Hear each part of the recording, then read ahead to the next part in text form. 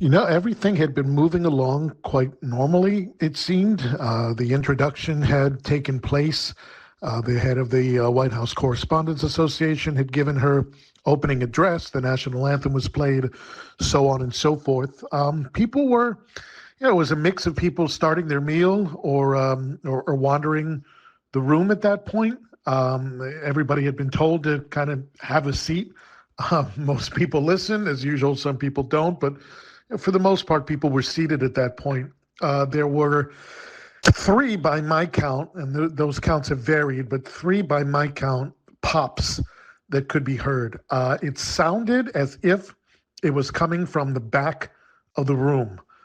Very difficult to tell, though, what was being fired or where, from what direction it was specifically coming from other than the back. I looked up and I saw a security officer. I don't know if it was Secret Service or police, somebody in a suit with a gun turned toward their left, which found out afterward that's where the shooter was trying to break through from the magnetometers over there. Outside of that, everybody just kind of hit the deck for the most part, just getting cover under the table because it was very, again, difficult to decipher exactly what was happening, if there was somebody in the room with a gun.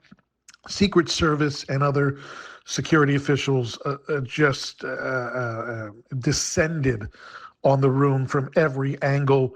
It seemed almost as if there were certain agents or officers assigned to certain cabinet members or other VIPs, because everybody seemed to make a beeline for their particular protectee and get them out of the room as quickly as possible. There were Secret Service agents and others stepping on tables or over chairs to get as quickly as they could, because it was difficult to get around with people lying there on the ground. I only saw one injured person. I don't know if the injury was as a result of getting stomped on or otherwise injured under the table, because the shooter never made it into the room itself. That injured person, it looked like a TV anchor or other media personality, was just kind of guided out of the room, putting an arm over the shoulder of two different people and just kind of guiding him out of the room as he limped. It was chaotic because, obviously because of the circumstances, but also because there was no announcement forthcoming for many, many minutes. It seemed we were sitting there for 10, 15 minutes, even after it was apparent that the security incident itself was over or contained, and there was just nobody giving direction, nobody saying, hey, keep cover or take your seats or hang tight or anything. There was just, it didn't seem like there was anybody in charge of the room at that point. Once it became apparent that the security incident was under control, some people started leaving on their own, just kind of shaken by the incident. Most of the attendees, the vast majority, hung around, I'd say 90%, until we were given the order to evacuate the room and evacuate the building. So at that point, we all had to get up and leave. It seems some people managed to stay in the building itself. I don't know if they were hotel guests or other. I'm not quite sure how, but some folks managed to stay in the building. Everybody else had to completely leave the building through the emergency exits. In terms of the reaction, I mean, it was, as I said, very quick to protect the president, protect the VIPs in attendance. I completely agree with that assessment.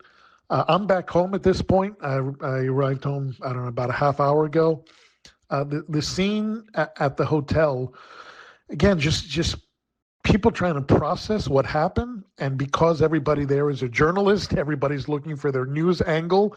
I had people that I had gone to the dinner with, and they heard that President Trump was going to have a press conference, and they're off and running in their tuxedos and gowns to get over to the White House. The only reason I didn't go, I didn't bring my credential with me because I didn't feel a White House credential was necessary on this particular evening. But it was one of those things where everybody, because of our profession, was very much in news mode at that point.